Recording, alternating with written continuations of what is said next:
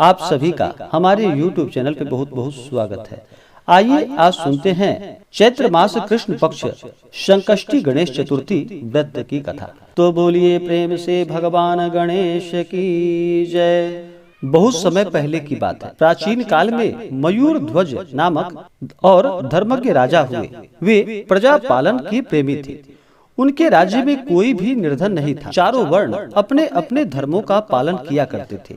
प्रजा को चोर, डाकू आदि का भय बिल्कुल भी नहीं था। प्रजा स्वस्थ रहती थी। सभी लोग उदार, सुंदर, बुद्धिमान, दानी और धार्मिक थे। इतना सुंदर राज्य शासन होते हुए भी राजा को कोई पुत्र की प्राप्ति नहीं हुई। तत्पश्चात महर्षि की कृपा से उन्हें कालांतर में एक पुत्र की प्राप्ति हुई। राजा राज्य का भार अपने मंत्री धर्मपाल को सौंपकर विविध प्रकार के खेल खिलौने से अपने राजकुमार का पालन और पोषण करने लगा। राज्य शासन हाथ में आ जाने के कारण मंत्री धर्मपाल धन धान्य द्वारा समृद्ध हो गए। मंत्री महोदय को एक से बढ़कर एक 5 पुत्र हुए। मंत्री पुत्रों का धूमधाम के साथ विवाह हुआ और वे सब धन का उपभोग करने लगे। चैत्र कृष्ण चतुर्थी आने पर उसने भक्ति पूर्वक गणेश जी की पूजा की।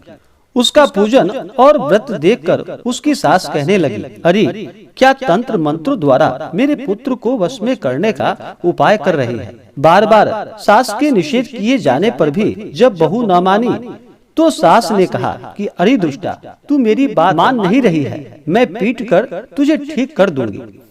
मुझे यह सब तांत्रिक अभिचार पसंद नहीं है। उसके उत्तर में बहू ने कहा कि हे सासू जी, मैं संकट नाशक गणेश जी का व्रत कर रही हूँ। यह व्रत अत्यंत फलदायक होता है।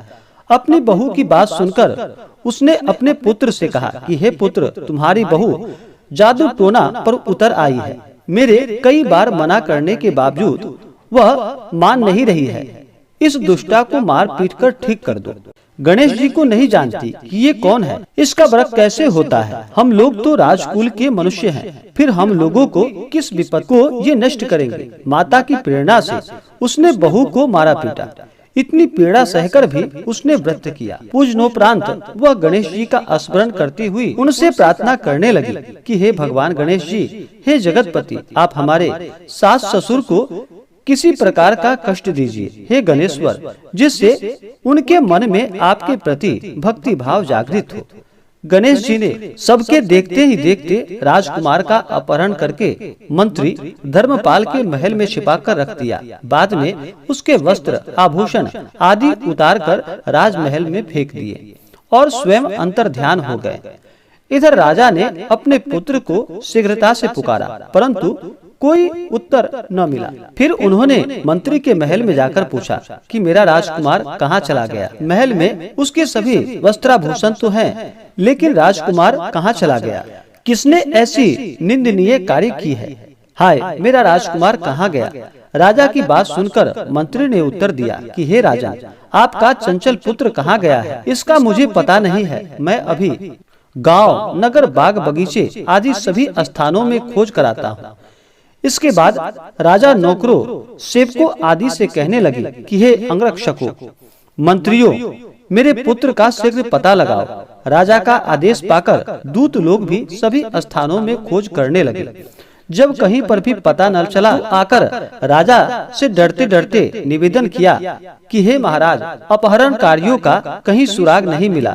राजकुमार को आते जाते किसी ने नहीं देखा। उनकी बात को सुनकर राजा ने मंत्री को बुलवाया। मंत्री से राजा ने पूछा कि मेरा राजकुमार कहाँ गया। कि हे धर्मपाल, मुझसे साफ साफ बता दे कि राजकुमार कहाँ गया। उसके वस्त्राभूषण तो दिखाई पड़ते हैं, केवल वही नहीं है। अरे नीच, मैं तुम्हारा वध कर डालूंगा, तेरे कुल को नष्ट कर दूंगा, इसमें जरा भी संदेह नहीं है।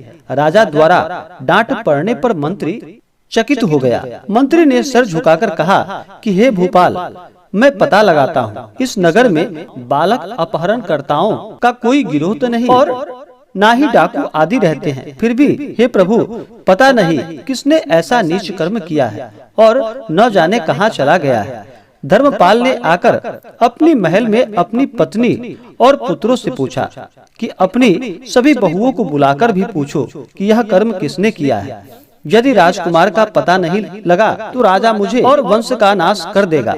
ससुर की बात सुनकर छोटी बहू ने कहा कि हे पिताजी, आप इतने चिंतित क्यों हो रहे हैं? आप पर गणेश जी का कोप हुआ है, इसलिए आप गणेश जी की आराधना कीजिए। राजा से लेकर नगर के समस्त स्त्री पुरुष बालक वृद्ध संकट नाशक चतुर्थी का व्रत विधि पूर्वक करे तो गणेश जी की कृपा से राजकुमार मिल जाएंगे। मेरा वचन कभी मिथ्या नहीं होगा। छोटी बहू की बात सुनकर ससुर ने हाथ जोड़कर कहा कि हे बहू, तुम धन्य हो, तुम मेरा और मेरे कुल का उद्धार कर दोगी। गणेश जी की पूजा कैसे की जाती है? हे सुलक्षणी, तुम बताओ। मैं मंद बुद्धि होने के कारण व्रत के महात्म्य को नहीं जानता। हे कल्याणी, हम लोगों से जो भी अपराध हो उसे क्षमा करो और राजकुमार का पता लगा। तब सब लोगों ने कष्टनाशक गणेश चतुर्थी का व्रत आरंभ किया। राजा सहित समस्त प्रजाजनों ने गणेश जी की प्रसन्नता के लिए व्रत किया।